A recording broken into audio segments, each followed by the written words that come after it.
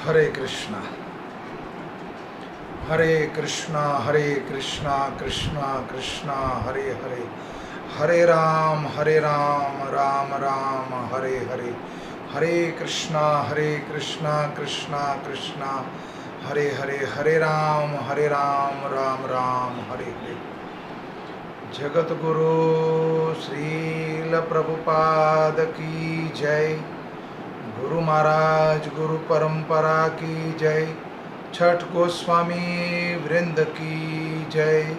राधा माधव मायापुर धाम की जय।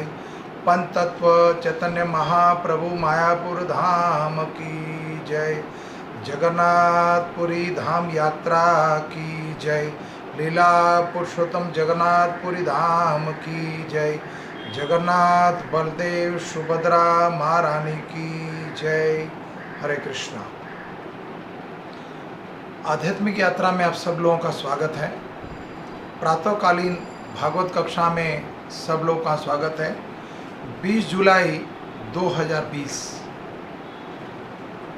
जगन्नाथपुरी धाम यात्रा को आज 42 दिन हो चुके हैं। पुनः हम जगन्नाथपुरी धाम यात्रा का चर्चा करेंगे।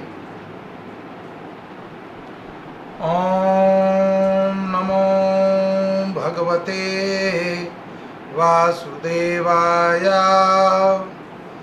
ओम नमो भगवते वासुदेवाय। ओम नमो भगवते वासुदेवाय। नारायणं नमस्कृत्यं नरं चैव नरोत्तमं देवीं सरस्वती व्यासं ततो जयमुदीरयं। नष्टप्रायं सुभद्रेषु नित्यं भागवतं सेवया। भगवते उत्तम श्लोके भक्तिर्भवति नैष्ठिकी। कृष्णाय वासुदेवाय देवकी नंदनंदनाय च नंदगोपकुमाराय गोविंदाय नमो नमः।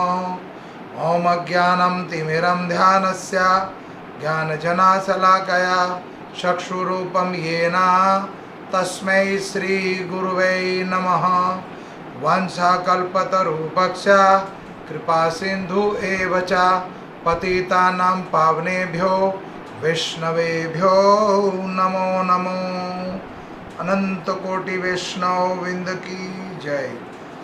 नीलांचल निवासाय नित्याय परमात्मना बलभद्र सुभद्राय जगन्नाथाय ते नमो नमो। हरे कृष्णा। धन्यवाद।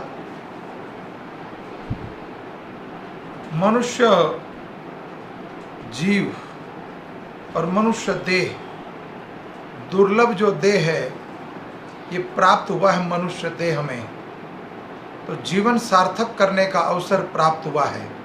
हम अपनी बिगड़ी बना सकते हैं। कई जन्मों से जो बिगड़ी बनाने का अर्थ है जो स्थिति हमारी प्रति जन्म में पतन हो जाता है, उस पतन से जो बिगड़ जाती है हमारी अवस्था कि दोबारा पुनः हम इस नरक मृत्यु लोक में गिरते हैं, तो दोबारा इस मृत्यु लोक में ना गिरे, इसको कहते हैं अपनी बिगड़ी बनाना। तो अपनी बिगड़ी हुई हालत को बनाने के लिए अवसर प्राप्त हुआ है।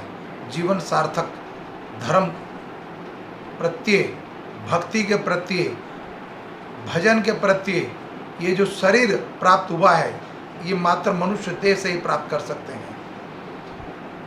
तो जीवन सार्थक करने का अवसर है और उसके बावजूद भी हम इसमें ना अवसर भक्ति में ना लगा के अपने समय को व्यर्थ में समय गवाते हैं। एक है भागवत धर्म। भागवत धर्म का अर्थ है कि जीव भगवान के प्रति अपने कर्तव्य को निभाए। कर्तव्य क्या है वो कि जब इस मनुष्य देह में हम आए, उससे पहले माँ के गर्भ में थे तो कितनी घोर कष्ट को सहन कर रहे थे हम। उतनी पीड़ा उस माँ के गर्भ में थी, तब भगवान से प्रार्थना कर रहे थे हम कि अब किसी तरह से इस नरक से बाहर कर दे हमें। मैं आपका भजन करूँगा, चिंतन करूँगा, कथा सुनूंगा, जप करूँगा इत्यादि। लेकिन जैसे ही माँ के गर्भ से बाहर आए वो अपना कर्तव्य जो था, उसकी जिम्मेदारी थी, भूल जाता है। और भागवत धर्म ऐसा है, आप किसी भी जन्म में जाओ, किसी भी योनि में जाओ, ये कर्तव्य जीव के ऊपर हमेशा ये लाइबिलिटी बनी रहती है। लेकिन संसार में जब जीव आता है तो जो समय भगवत प्राप्ति में लगाना चाहिए, भगवत प्राप्ति में ना लगा के शरीर संसार का सुख भोगने के लिए या समाज का ये पारिवारिक के सुख के लिए अपने समय को वहाँ गवाता है, अपने समय को वहाँ लगा देता है। एक शहर से छोड़ के दूसरे शहर, एक काम को छोड़ के दूसरे काम को प्रयास करता रहता है प्रतिदिन, आनंद की खोज कि मुझे यहाँ से सुख प्राप्त हो जाएगा, मैं अधिक धन कमा लूँ, अधिक से अधिक धन कमा लूँ तो मैं अति सुख पाऊँगा। वास्तव में जो आपसे ज़्यादा एडवांस है, जो आपसे ज़्यादा धनवान है, आप कभी उससे पूछ लीजिए उनके जीवन के बारे में, उनसे पूछिएगा आपके रात को क्या वो चैन से सो जाते हैं क्या। और आप उनसे ही पूछना जो प्रतिदिन दिहाड़ी मजदूर है, जो मजदूरी करके पेट पालन करता है, उनसे ही पूछना नींद कैसे आती है। और उससे पूछना जो बड़े बड़े बंगलों में, बड़े बड़े महल में रहता है, जिसकी मिलियनों डॉलर में संपत्ति है, जिसकी गिनती नहीं संपत्ति कितनी, उनसे पूछना कि नींद कैसे आती है। और रात को सोते समय नींद की गोली लेकर या ड्रिंक लेकर सोते हैं, तब जाके उसको नींद आती है। वास्तव में जो असली सुख है, असली सुख है वो यहीं पर है। हम ढूंढने का प्रयास करते हैं बाहर, एक शहर छोड़कर, कभी सुख ढूंढने के लिए स्विट्जरलैंड, कभी हिल स्टेशन पर, कभी कहीं कभी कहीं। इस समय पर्याप्त मात्रा में है, लेकिन शरीर जो है क्षण भंगुर है, क्षण में भंग हो जाएगा, इसलिए क्षण भंगुर। ये मनुष्य देह दुर्लभ है, दुर्लभ देह। जब समय है तब आपने कार्य नहीं करा, जब समय मिला आपको तब ये कार्य नहीं कर रहे हो। कि वृद्ध अवस्था आएगी, जब मैं वृद्ध हो जाऊंगा तब भजन करूंगा, क्या हमें गारंटी है कि अगले पल में बच पाऊंगा? क्षण भंगुर बार बार बोला जा रहा है कि अभी तो मैं 25 साल का, 30 साल का, 40 साल का हूँ, अभी नहीं, अभी तो उम्र बहुत पड़ी है। इसका मतलब आप काल को जानते हो।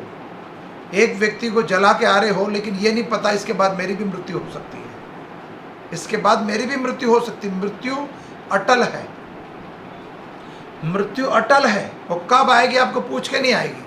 लेकिन फिर भी इस विश्वास पे जी रहे हो, इस विश्वास पे कि मैं जीऊँगा और आगे जब वृद्धावस्था होगी तब जाके भजन करूँगा। भजन करने की अवस्था तो प्रहलाद महाराज पहले ही बता चुके हैं। कुमार अवस्था में, माँ के गर्भ में, बाल्य अवस्था में भजन करने की अवस्था है। लेकिन प्रतिदिन हम प्रयास करते हैं परिवार के लिए कुछ जुटा लें, कुछ अपने लिए जुटा लूँ। अंत में जब बैठूंगा शांतिपूर्वक, मेरी जब वृद्ध अवस्था आएगी तो ये कमाया हुआ धन उसको शांति से खाऊंगा। कमाने की स्थिति नहीं रहेगी, उस शरीर झरझर हो जाएगा। कैसे कमाओगे और कैसे कमाई के, जो कमाई कर करके झूठ और सच पता नहीं किस तरह से पर्याप्त मात्रा में धन इकट्ठा करा, जो कैसे भोगोगे उसको। भोगने का अवसर प्राप्त होगा तब ना, ये अवसर ही नहीं मिलेगा तो क्यों ना इस अवसर को सार्थक बना ले। इससे बड़ा अवसर कैसे मिलेगा?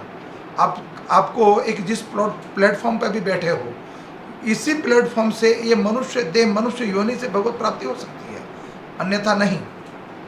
अन्यथा प्राप्त होना असंभव है। देवता लोक के अंदर भी, देवलोक के अंदर भी देवता भी तरसते हैं इस योनि के लिए। मनुष्य योनि, अपने एक टीवी पे एक प्रोग्राम आता था, कौन बनेगा करोड़पति। तो वहाँ एक टाइम लिमिट होती थी, आपको कोई प्रश्न पूछा जाता था, उस प्रश्न का उत्तर अगर उस टाइम लिमिट के अंदर आपने नहीं दिया तो आपको उस सीट पर बैठने नहीं दिया जाए, वहाँ से हटा दिया जाएगा, है ना। वो समय बीतने के बाद अगर आप वो प्रश्न का उत्तर दोगे आप, तो कोई लाभ नहीं होगा। तो समय बड़ा बलवान है।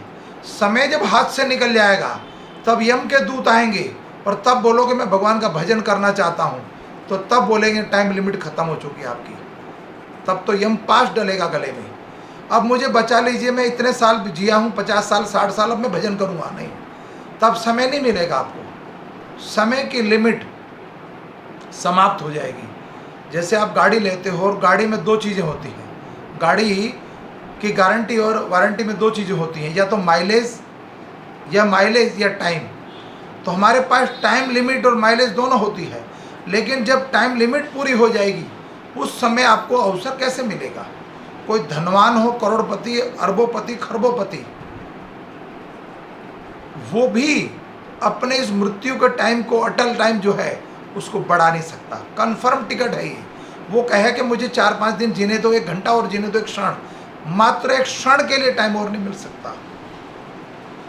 चाहे वो किसी विदेश का प्रधानमंत्री क्यों ना हो, बलवान से बलवान क्यों ना हो, धनवान से धनवान क्यों ना हो, कोई रूपवान, कोई गुणवान, कोई धनवान, कोई बलवान, कोई भी भगवत प्राप्ति के लिए जो सुलभ अवसर जो प्राप्त हुआ है, मनुष्य देह, इसी देह से प्राप्त कर सकते हो। बाकी आपके पास अवसर नहीं मिलेगा कि मैं बलवान हूँ, मैं धनवान हूँ, मैं कुछ भी कर सकता हूँ, नहीं कर सकते। अवसर प्राप्त नहीं होने वाला। ये तो परमात्मा है, कृपालु है, इतना बड़ा कृपालु, जीव पर, बद्ध जीव पर भगवान भक्त वत्सल है। तो जीव पर बार बार कृपा करते हैं और बार बार मनुष्य देह देते हैं आपको।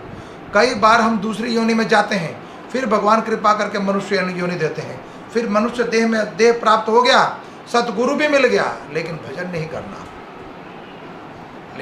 नहीं करना, ना शास्त्रों की सुननी है, ना गुरु की सुननी है। तो ये अवसर दोबारा नहीं प्राप्त होने वाला है। तो अगर समय मिल गया है और गुरु की प्राप्ति हो चुकी है, तो दोबारा इस सोचने का मौका नहीं मिलेगा हम लोगों को, इस सोचने का मौका नहीं, अवसर प्राप्त नहीं होगा। तो करना क्या चाहिए? करना हमें ये चाहिए कि इसी जन्म में मनुष्य देह में ही भगवत प्राप्ति को सुलभ कर लें, ये अवसर को प्राप्त कर लें, और ये दोबारा अवसर नहीं मिलने वाला। तो जितना हो सके ज़्यादा से ज़्यादा भगवान के नाम का जप करें, भजन करें, कीर्तन करें। हरे कृष्णा कृष्णा कृष्णा हरे हरे, हरे राम राम राम हरे हरे, हरे कृष्णा कृष्णा कृष्णा हरे हरे, हरे राम राम राम हरे हरे। दोबारा ये अवसर नहीं मिलने वाला। जितना हो सके भगवान के नाम का सिमरन करें, जप करें, भजन करें, भक्ति करें। यही कथा में, शास्त्र चक्षु में बताया जा रहा है बार बार, गुरु के द्वारा, शास्त्रों के द्वारा, कि मनुष्य देह दुर्लभ है, दोबारा प्राप्त नहीं होने वाला।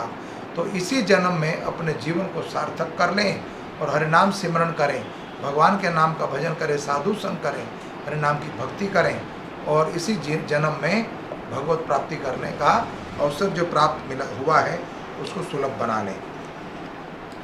जगन्नाथपुरी धाम यात्रा में कल हम सुन रहे थे कि चैतन्य महाप्रभु अपने पार्षदों के साथ खूब कीर्तन कर रहे हैं, और कीर्तन मंडली के साथ 7 टोलियां हैं जो प्रतिदिन भगवान के चैतन्य महाप्रभु के साथ वो नित्य रहती हैं और नित्य भजन चलता रहता है।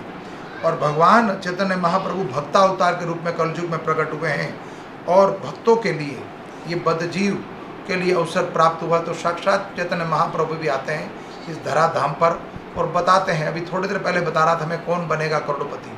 संसारिक धन प्राप्त करने के लिए वहाँ टाइम लिमिट होता है, और टाइम लिमिट के बाद वहाँ अवसर प्राप्त होता है। तो आप उस प्रश्न का उत्तर देते और वो धन प्राप्त हो भी जाए तो कब तक भोगोगे? संसार का धन, संसार की संपत्ति कब तक भोगोगे? ये शरीर का सुख जब तक शरीर है तब तक, उसके बाद ये नाशवान शरीर जब नष्ट हो जाएगा, मरघट पर जला दिया जाएगा, तो फिर कौन भोगेगा? फिर आपने जितना परिश्रम किया किसके लिए किया? समाज के लिए, परिवार के लिए? अपने लिए क्या करा आपने? समाज के लिए बहुत कुछ कर दिया, परिवार के लिए, बच्चों के लिए, पत्नी के लिए, पति के लिए बहुत कुछ करके छोड़ के जा रहे हो। अपने जीवन को सार्थक करने का अवसर क्या करा आपने? ये जो कुछ कार्य कर रहे हो, ये शरीर के सुख हैं, बाहरी सुख हैं। भीतरी सुख क्या है? तोते को जैसे पिंजरे में रख दो, पिंजरे में कुछ खाना नहीं दोगे, पिंजरे को बाहर से चमका दे रहे हो, ठीक वही कार्य कर रहे हैं हम। अपने सुख के लिए कुछ नहीं, आत्मा संतुष्टि के लिए, आत्म सुख के लिए पुनः जन्म, दोबारा जो जन्म प्राप्त होने वाला है, उस वो अवसर प्राप्त होगा कि नहीं होगा? अगर मनुष्य देह में अगर ये सुलभ अवस्था प्राप्त हुई है, तो क्यों ना भजन कर लें और मृत्यु लोक से निकल के क्यों ना हम सुखालय चले जाएं, दुखालय से निकलकर सुखालय भगवत धाम क्यों ना चले जाएं। तो एक बार चैतन्य महाप्रभु, इसी प्रसंग में वर्णन आ रहा है, चैतन्य महाप्रभु कहते हैं जो लखपति है, जो लखपति है उसके घर भोजन ग्रहण करूँगा, अन्यथा नहीं। तो लखपति मीन्स दिव्य धन, कि 1,00,000 नाम जपेगा जो प्रतिदिन, उसके घर भोजन ग्रहण करूँगा।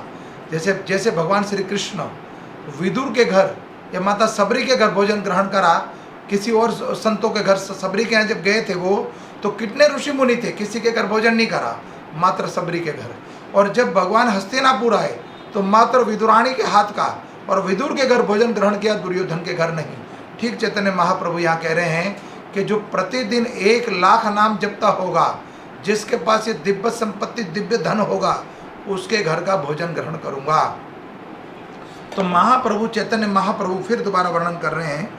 महाप्रभु अपने पार्षदों के साथ चैतन्य चरितामृत अगर आपने सुनी हो, मेरे पीछे जो बुक्स रखी है चैतन्य चरितामृत, साक्षात भक्तावतार है, भगवान का अवतार चैतन्य महाप्रभु।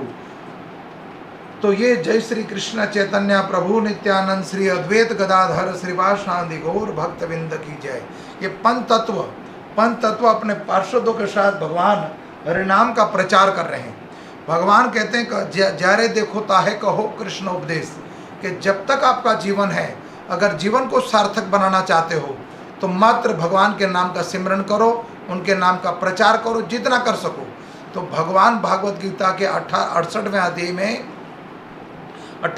में 68वें श्लोक में कह रहे हैं कि इस संसार में मुझे उससे कोई व्यक्ति प्रिय नहीं जो मेरे नाम का प्रचार कर रहा हो, जो मेरे नाम का संदेश घर घर तक पहुंचा रहा हो, वो सबसे प्रिय व्यक्ति है। तो भगवान के प्रिय बनना चाहते हो तो भगवत धाम लेके जाएगा, और संसार के प्रिय बनना चाहते हो तो मरघट तक लेके जाएंगे वो। अगर आप मरघट की इच्छा है, बार बार जन्मना, बार बार मरना, तो करते रहिए, यही करिए। और अगर कुछ शाश्वत कुछ करना चाहते हो कि भगवत धाम चले जाएं और दुखालय से निकल जाएं, फिर तो भगवत भजन करना पड़ेगा। जब महाप्रभु का मन नाचने को हुआ तो सातों टोलियां आकर मिल गई और श्रीवास, रमाई, रघु, गोविंद, मुकुंद, हरिदास, गोविंदानंद, माधव तथा गोविंद इत्यादि महाप्रभु के सभी भक्त इकट्ठे हो गए। और जब चैतन्य महाप्रभु का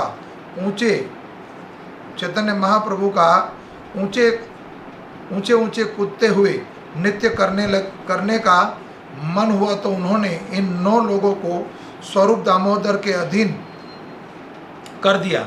और ये भक्त स्वरूप दामोदर तथा उनके अधीनस्थ भक्त महाप्रभु के साथ साथ गाते थे और उन्हीं के साथ दौड़ते भी थे।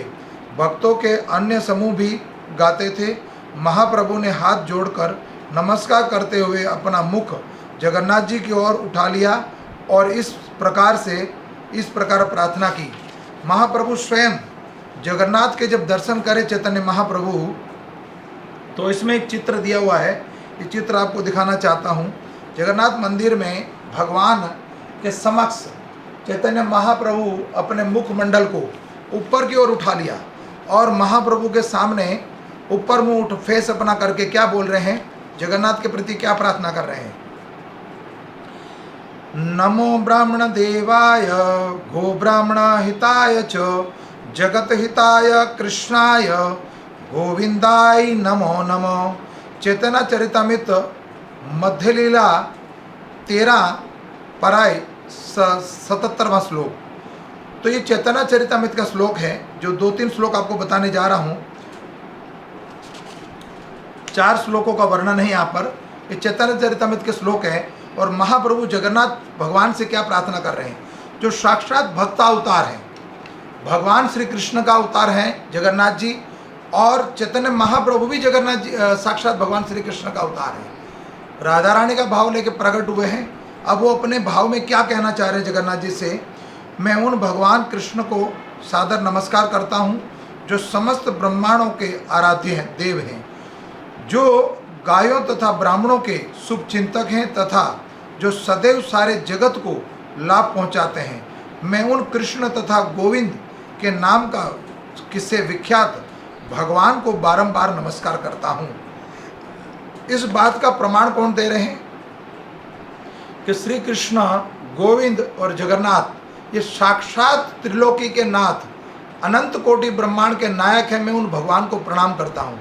अभी चैतन्य महाप्रभु साक्षात भक्त अवतार में है, मनुष्य देह में है लेकिन वो दिव्य है। लेकिन हम लोगों को सिखा रहे हैं कि मैं उन भगवान को प्रणाम करता हूँ जो अनंत कोटि ब्रह्मांड के नायक है और सब जीव के ऊपर कृपा करते हैं। और भगवान का नाम बता दिया, हे जगन्नाथ, अनंत कोटि के नाथ, हे कृष्णा, हे गोविंद के नाम से जो विख्यात हैं, मैं उनको बारंबार नमस्कार करता हूँ। अगला श्लोक, जयति जयति देवो देवकी नंदन चो, जयति जयति कृष्णो वैष्णवंशी प्रदीप, जयति जयति मेध श्यामल कोमल अंगो, जयति जयति पृथ्वी भार नाशो मुकुंद। चैतन्य चरितमृत 13वां अध्याय 78वां श्लोक क्रमशः है। ये एक ही अध्याय के 13वें अध्याय के श्लोक हैं। 77, 78, 79 और 80 4 श्लोकों में वर्णन है। तो महाप्रभु आगे कह रहे हैं, मैं उन पूर्ण पुरुषोत्तम भगवान की जय हो जो देवकी के पुत्र कहलाते हैं। उन पूर्ण पुरुषोत्तम भगवान की जय हो जो वैष्णवंशी के दीपक हैं। उन पूर्ण पुरुषोत्तम भगवान की जय हो जिनके शरीर की क्रांति नए बादल की तरह है, मेघ वर्णन की तरह। और नया बादल किसको कहते हैं? वर्षा के ऋतु में जो बादल बन जाता है उनको नया बादल। जिनका शरीर कमल के फूल के समान कोमल है, उन पूर्ण पुरुषोत्तम भगवान की जय हो जो संसार के असुरों को, इस संसार का असुरों के भार से उद्धार करने के लिए इस पृथ्वी पर प्रकट हुए हैं और जो हर एक को मुक्ति दे सकते हैं। हमें भी हमारी बिगड़ी बनाने का थोड़ी देर पहले मैंने बोला, वो प्रत्येक जीव को किसी भी योनि में हो उसका उद्धार कर सकते हैं। वो समर्थ हैं वरदान देने में और जीव को सार्थक बनाने के लिए। जयति जन निवासो देवकी जन्मवादो, यदुरवर प्रसिद्ध परिस्थित वेदो भीरस्य न धर्मम मम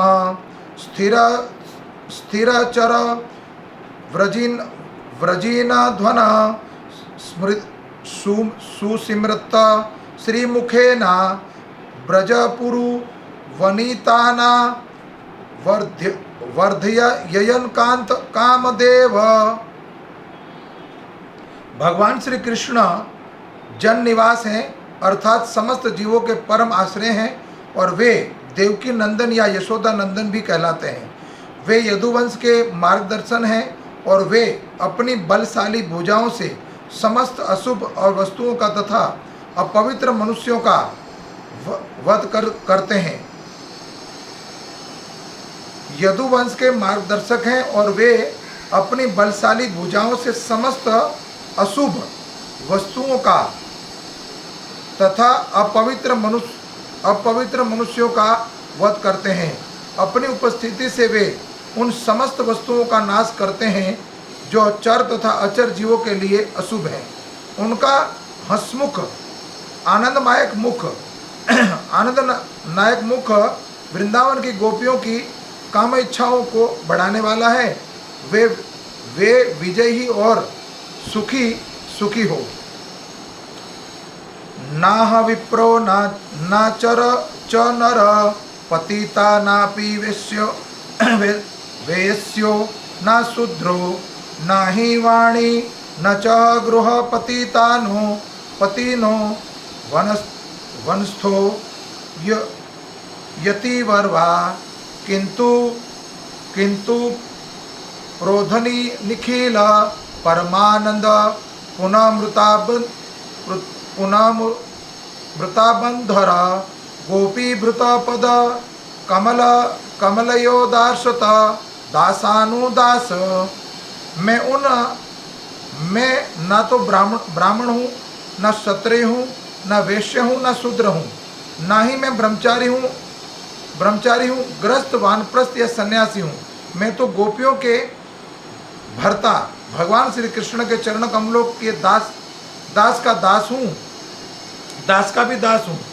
वे अमृत के सागर के तुल्य हैं और विश्व के दिव्य आनंद का कारण स्वरूप हैं। वे सदैव तजोमयी रहते हैं।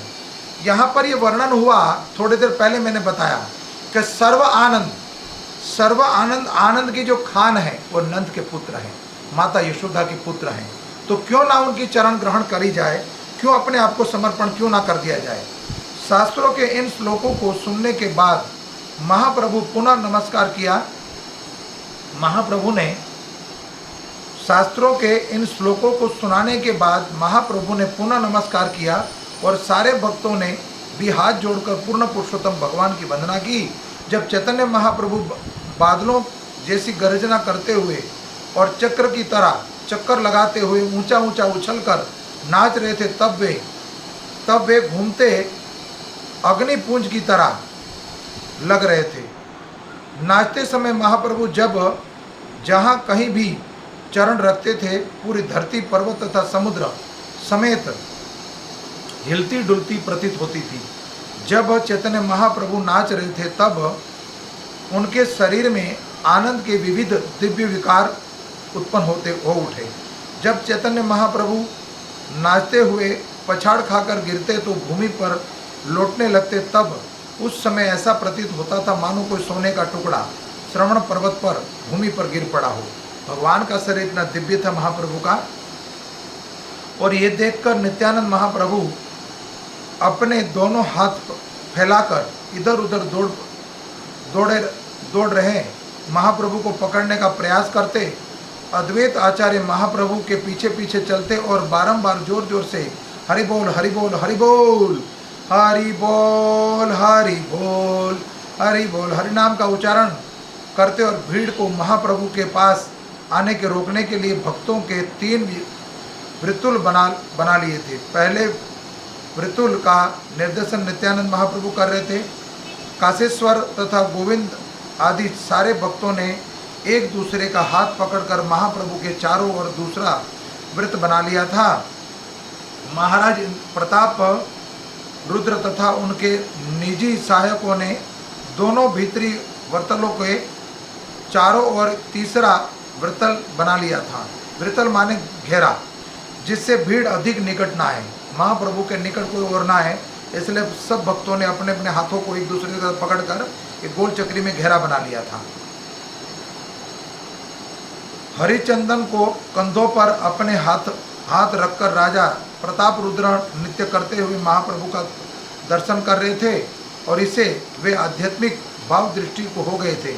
जब राजा नृत्य कर रहे थे तब उनके आगे खड़े श्रीवास ठाकुर ने जो ही महाप्रभु को नाचते नाचते देखा, वे भावाविष्ट हो गए और श्रीवास ठाकुर को राजा के सामने खड़े होकर देखकर हरिचंद अपने हाथ से श्रीवास को छूकर एक ओर हटने के लिए अनुरोध किया। श्री चैतन्य महाप्रभु को नृत्य करते हुए देखने में मग्न होने के कारण श्रीवास ठाकुर यह नहीं समझ पाए कि उन्हें क्यों छुआ और धकेला जा रहा था। जब उन्हें बारंबार धकेला गया तब वे नाराज हो उठे और श्रीवास ठाकुर ने हरिचंद को झापड़ मारा ताकि वह उन्हें धकेलना बंद करे। इससे हरिचंद नाराज हो गया और जब रोका तब राजा प्रताप रुद्र ने कहा, तुम अत्यंत भाग्यशाली हो क्योंकि श्रीवास ठाकुर ने तुम्हें अपने स्पर्श से कृतार्थ कर दिया। इतना भाग्यशाली नहीं हूँ मैं, इतना भाग्यशाली नहीं हूँ। तुम्हें उनके प्रति कृतज्ञता का अनुभव करना चाहिए। चैतन्य महाप्रभु के नृत्य को देखकर हर व्यक्ति चकित तथा यहाँ तक कि भगवान जगन्नाथ भी उन्हें देखकर अति प्रसन्न होते थे। उनका रथ पूर्णता स्थिर हो गया और तब जगन्नाथ जी अपलक नेत्रों से श्री चैतन्य महाप्रभु का नृत्य देख रहे थे। तब तक रथ स्थिर था और खड़ा हो रह गया था। तब देवी सुभद्रा तथा भगवान बलराम दोनों को अपने हृदयों में परम सुख तथा भाव का अनुभव हुआ और निस्संदेह वे नृत्य देखकर मुस्कुरा रहे थे। तब जब चैतन्य महाप्रभु नाच रहे थे और ऊंचे उछल रहे थे, तब उनके शरीर के 8 प्रकार की सात्विक भाव प्रकट हो आए और सारे लक्षण एक साथ दृष्टिगोचर हो रहे थे और उसके शरीर के रोंगटे खड़े हो गए और ऐसा लग रहा था मानो उनकी चमड़ी फोड़े फोड़े निकल आए हैं। उनका शरीर कांटों से आवृत समेल वृक्ष के समान प्रतीत हो रहा था।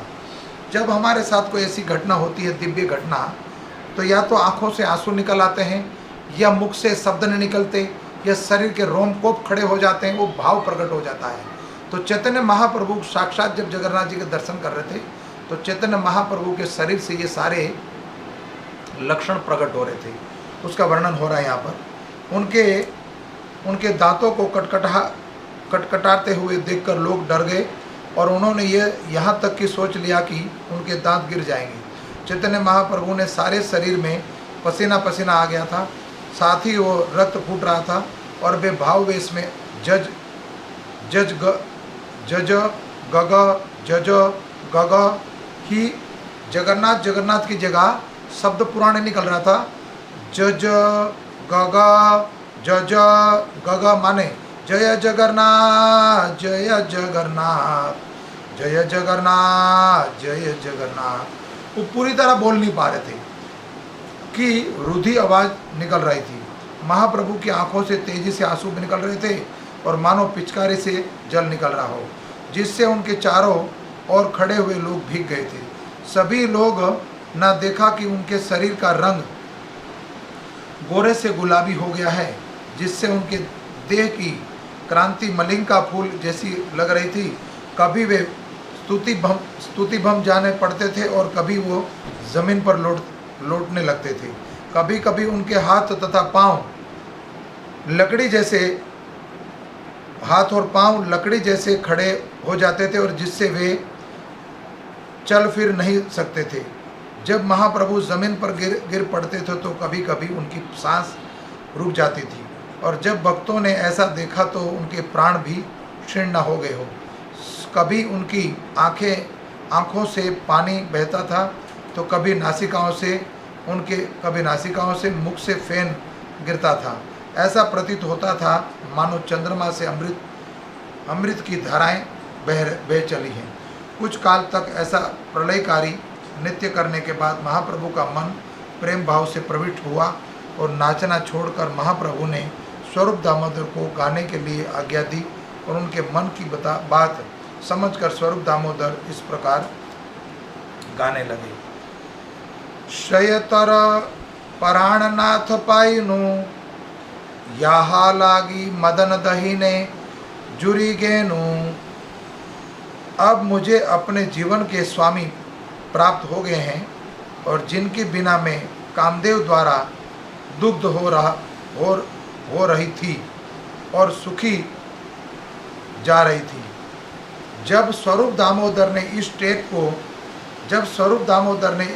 को जोर जोर से गा रहे थे, तब चैतन्य महाप्रभु दिव्य आनंद में मग्न होकर ताल पर फिर ताल नृत्य करने लगे। और जब जगन्नाथ जी रथ पर धीरे धीरे चलने लगे, और सची माता के पुत्र आगे बढ़कर रथ के समक्ष नाचने लगे, तब गाते हुए भगवान के सामने जितने भक्त थे, उन्होंने उन्हीं पर आंखें टिकाई हुई थी।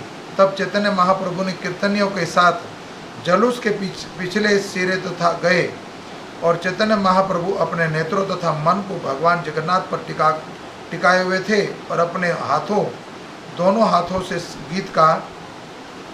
से गीत का अभिनय करने लगे। और गीत का अभिनय करते हुए महाप्रभु कभी कभी जलूस में पिछड़ जाते, और ऐसे अवसर पर भगवान जगन्नाथ स्थिर हो जाते। जब चैतन्य महाप्रभु पुनः आगे आ जाते, तो भगवान जगन्नाथ का रथ पुनः फिर धीरे धीरे चल पड़ता। इस तरह से चैतन्य महाप्रभु तथा भगवान चैतन्य महाप्रभु ये देखने की होड़ लगी थी कौन आगे निकल जाएगा। किंतु चैतन्य महाप्रभु इतने बलशाली थे कि जगन्नाथ जी को अपने रथ में प्रतीक्षा करनी पड़ती थी। और जब चैतन्य महाप्रभु नाच रहे थे, तो उनका भाव बदल गया। अब वो राधा रानी के भाव में आकर कुछ कहने लगे, और वे अपने दोनों हाथ ऊपर उठाकर ऊंचे स्वर में निम्नलिखित श्लोकों को सुनाने लगे। ये कौमार हर च एव वरस्ता एवं चैत्र समास, ये चौनमनीलित मालित सुरभय प्रोडाक कदम्बानी नील नीला चा चा सेवास्मि तथापि तत्र सुरत व्यापार लीलाविधो रेवाधो रेवा रोधसी वेतसी तरुतले चेत समुत्कंठे। जिस व्यक्ति ने युवा अवस्था में मेरा हृदय छुरा लिया था वही अब फिर से मेरा स्वामी है। ये चैत्र मास की वही चांदनी रातें हैं, वही मालती पुष्प की सुगंध है और कदम वन की वही मधुर वायु है और यह अपनी घनिष्ठ संबंध में मैं ही वह प्रेमिका हूँ। फिर भी मैं यहाँ सुखी नहीं हूँ। मैं रेवा नदी के तट पर स्थित वेतसी वृक्ष के नीचे वापस जाने के लिए उत्सुक हूँ और यही मेरी उत्कंठा है। चैतन्य महाप्रभु साक्षात राधा वेश में प्रकट हो गए और राधा वेश में प्रकट होने के बाद अपना भाव प्रकट कर रही हैं। वो श्री चैतन्य महाप्रभु इन श्लोकों में बारंबार पढ़ रहे थे, किंतु स्वरूप दामोदर के अलावा इसका अर्थ कोई नहीं समझ पाया।